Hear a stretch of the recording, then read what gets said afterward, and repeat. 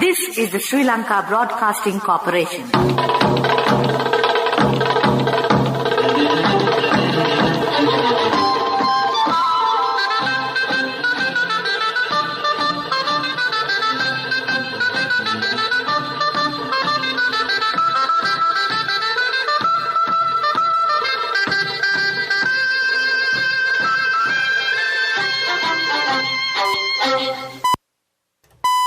(8:45). This is the Sri Lanka Broadcasting Corporation. The news edited by J. Yogaraj and read by Lavani Vijayatunga. First, we take a look at the headlines. Sri Lanka extends interprovincial travel restrictions. Financial situation in the middle of 2021 was debated in the Parliament today. State Minister Dr. Nalaka Gudaheva alleges that the financial management was very poor during the previous Yahapalana regime.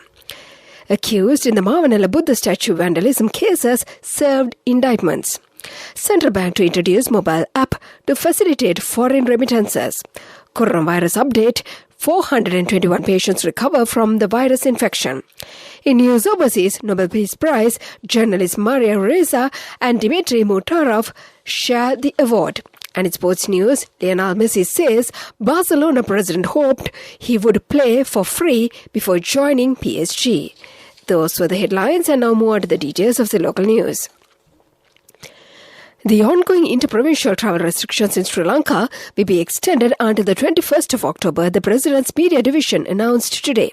Sri Lanka lifted the island-wide quarantine curfew, which was in effect for over more than a month, in a bid to curb the pandemic situation on October 1st, as the country started seeing considerable drop in the number of daily coronavirus cases and the deaths reported.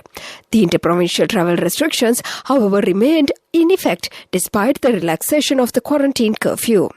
The Special Committee of COVID-19 Control, in a virtual meeting held this morning, decided that the interprovincial travel restrictions should be extended further to keep the situation under control.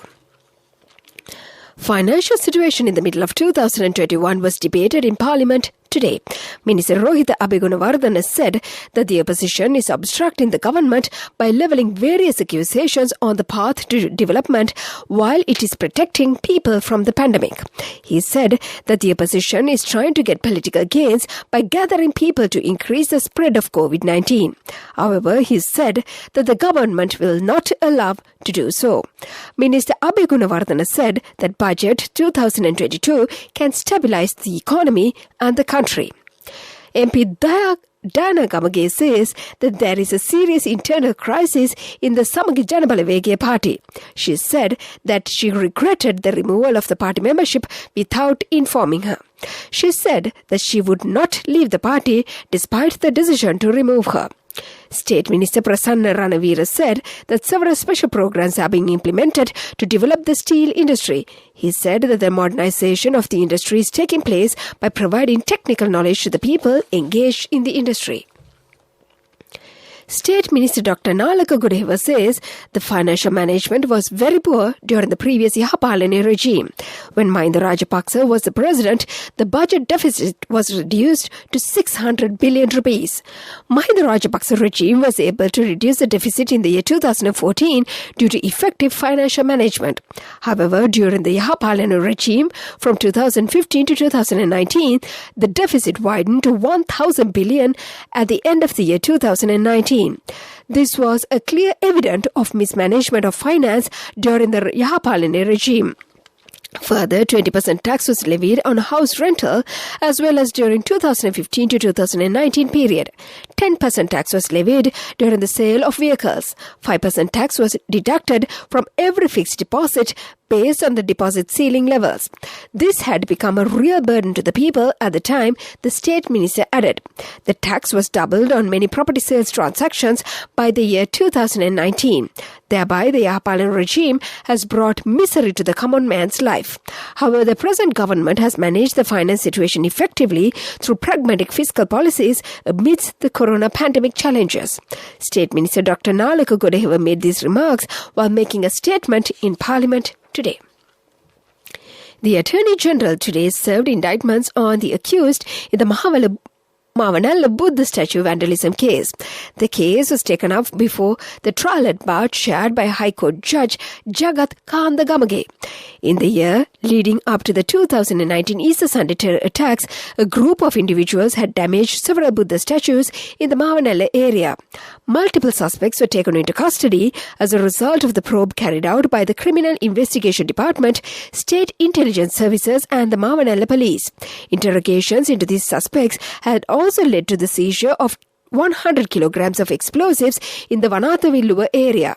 In April this year, 21 indictments were filed in the Kagala High Court against 16 suspects for conspiring to cause violence and thereby inciting religious ill-feeling and disharmony among communities by vandalizing Buddha statues in the Mavanalla area in December 2018. This is the news from the Sri Lanka Broadcasting Corporation. Get a personal loan for your marriage, education or housing within 24 hours with People's Bank Digital Banking. And we continue with more local news. A total of 421 more COVID-19 patients were discharged from medical care today as they have recovered from the virus infection, the Ministry of Health said. This brings the total number of recoveries reported in the country to 479,182. Since the outbreak of the pandemic last year, Sri Lanka has confirmed as many as 524,195 cases of COVID-19. According to the official data, 31,780 virus-infected patients are currently receiving treatment at hospitals, treatment centers and homes. Meanwhile, the death from the novel coronavirus stands at 13,229. President Gotabaya Rajapaksa has instructed relevant authorities to commence vaccination of students between the age of 18 and 19 on the 21st of this month. Army Commander General Shavendra Silva said that the President gave the instructions during the COVID Prevention Task Force meeting today. Vaccines will be given at schools. Vaccination of students between the age of 18 and 19 who have completed school education will take place at the nearest medical officer's office. SJB parliamentarian Dr. Harsha De Silva, although admitted that there was a dollar shortage during the Yahapalana regime, has asked what is the solution the present government has to solve this issue. The country's income had been lower than the loan installment, so the government has to do something to overcome this challenge. The parliamentarian also accepted that the situation has arisen due to the COVID-19 pandemic situation. And to conclude the local news, the headlines once again. Sri Lanka extends interprovincial travel restrictions. Financial situation in the middle of 2021 was debated in Parliament today. State Minister Dr. Lanka alleges that the financial management was very poor during the previous Yahapalana regime. Accused in the Mavanalla Buddha statue vandalism case has served indictments. Central Bank to introduce mobile app to facilitate foreign remittances. Coronavirus update, 421 patients recover from virus infection.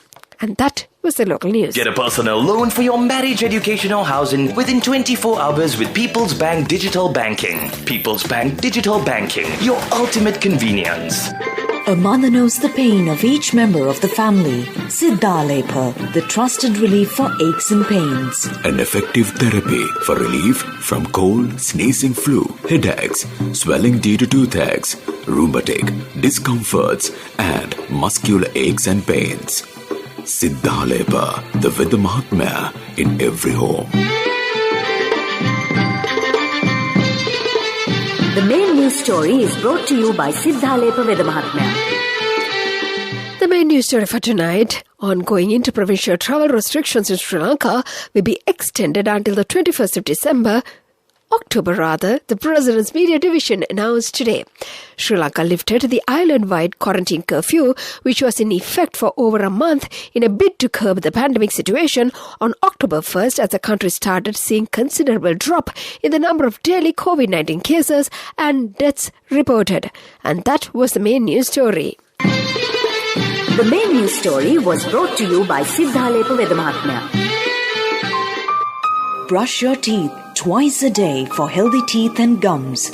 Supiriviki and Kakulu, your trusted brands in oral care for many years. Supiriviki Ayurvedic toothpaste for adults. Kakulu Ayurvedic toothpaste for kids. 9 Ayurvedic ingredients of Supiriviki will protect your teeth and strengthen your gums.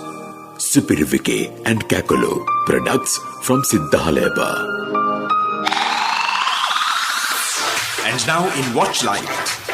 And in Watchlight tonight, a new study carried out by the scientists at the University of Sri Jayawardhanapura reveals that 9 long COVID symptoms occurring 90 to 180 days after COVID-19 has been diagnosed.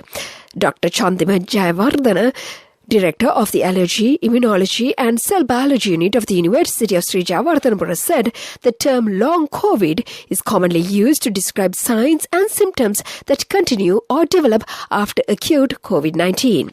And that came to you in Watchlight. World News.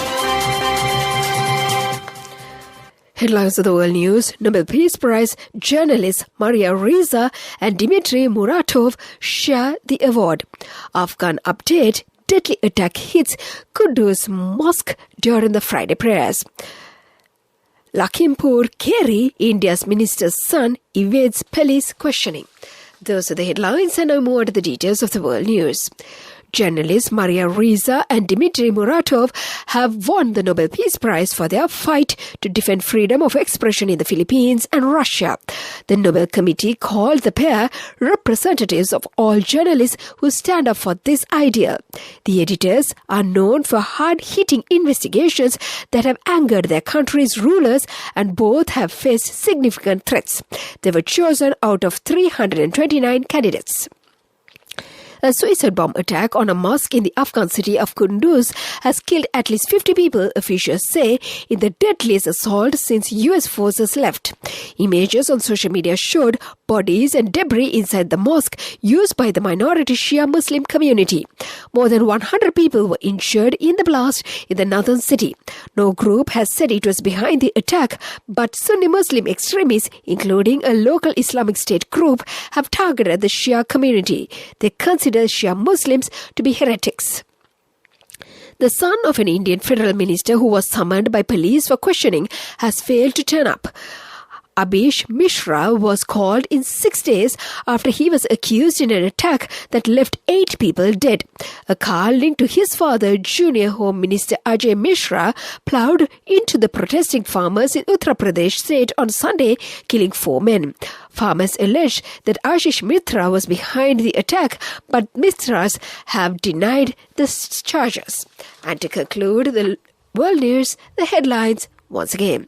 Nobel Peace Prize journalists Maria Reza and Dmitry Muratov share the award. Afghan update. Deadly attack hits Kunduz Mosque during Friday prayers. Lakhimpur Kheri, India's minister's son, evades police questioning. And that was the world news. And now in development news. In development news, the working committee appointed by the Central Bank to study and suggest new remittances channels for Sri Lanka to make recommendations on reducing the cost of remitting money has proposed the implementation of a national remittance mobile application titled SL Remit to attract more remittances to Sri Lanka. This committee was put together having identified the need to introduce a new and a low-cost remittances channel with the objective of increasing the inflows of foreign remittances while discouraging the use of informal channels. It comprised experienced professionals from the Bank of Ceylon, People's Bank, Sampath Bank PLC, Commercial Bank of Ceylon PLC, Hatton National Bank PLC, the Hong Kong and Shanghai Banking Corporation PLC Limited, Kyrgyz Bank, Dialog Asiata PLC, Mobitel Private Limited and the Central Bank. The proposed mobile application will contain features such as self-registration of users, the ability to link global money transfer operators and global fintechs to facilitate remittances from any country, instant fund transfers to any bank account, mobile wallet in Sri Lanka.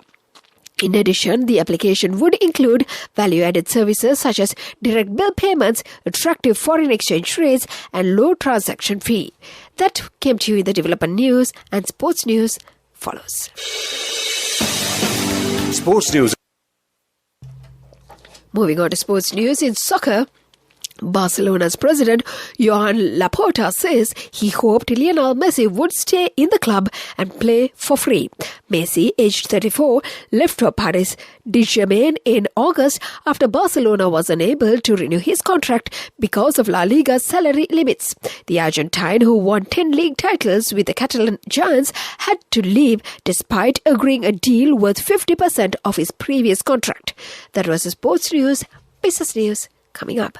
Cash through NSB globally and win wonderful gifts locally. Will you be the lucky winner of the NSB Golden Jubilee? 50 gold sovereigns for the top prize winner of the NSB Golden Jubilee. Scooters for the 10 second prize winners. iPhones for the 10 third prize winners. Mountain bikes for the 29 fourth prize winners.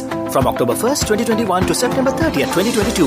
Remit a minimum of $100 or an equivalent amount in any foreign currency through NSB U-Trust for 6 months consecutively. Send more money and increase the chances of winning. Business News, sponsored by National Savings Bank, the safest place for your money.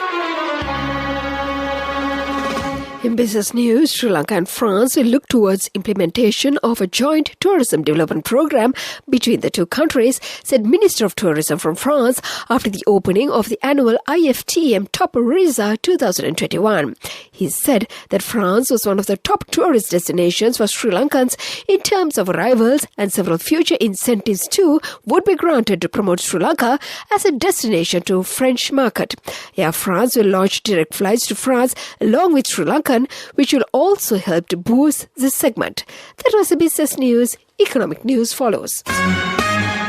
Business News, sponsored by National Savings Bank, the safest place for your money. Cash through NSB globally and win wonderful gifts locally. Will you be the lucky winner of the NSB Golden Jubilee? 50 gold sovereigns for the top prize winner of the NSB Golden Jubilee. Scooters for the 10 second prize winners. iPhones for the 10 third prize winners. Mountain bikes for the 29 fourth prize winners. And in economic news, Sri Lanka's economy is projected to grow by 3.3% in the year 2021, but the midterm outlook looks clouded by pre-existing macroeconomic weaknesses and the economic scarring from the COVID-19 pandemic. A gradual recovery will be likely to lead to corresponding improvements in the labour market's condition. Most countries in South Asia are far from pre-pandemic trend levels, says the World Bank in its twice-yearly regional update. The latest South Asia economic forecast, titled Shifting Gears, Digitalization and Service-Led Development, projects the region to grow by 7.1% in the year 2021 and 2022. While the year-on-year growth remains strong in the region, albeit from the low base in the year 2020, the recovery has been uneven across countries and sectors. South Asia's average annual growth is forecast to be 3.4% over 2020 to 23, which is 3 point percentage less than it was 4 years preceding the pandemic. That was economic news and the weather report to conclude. Weather report.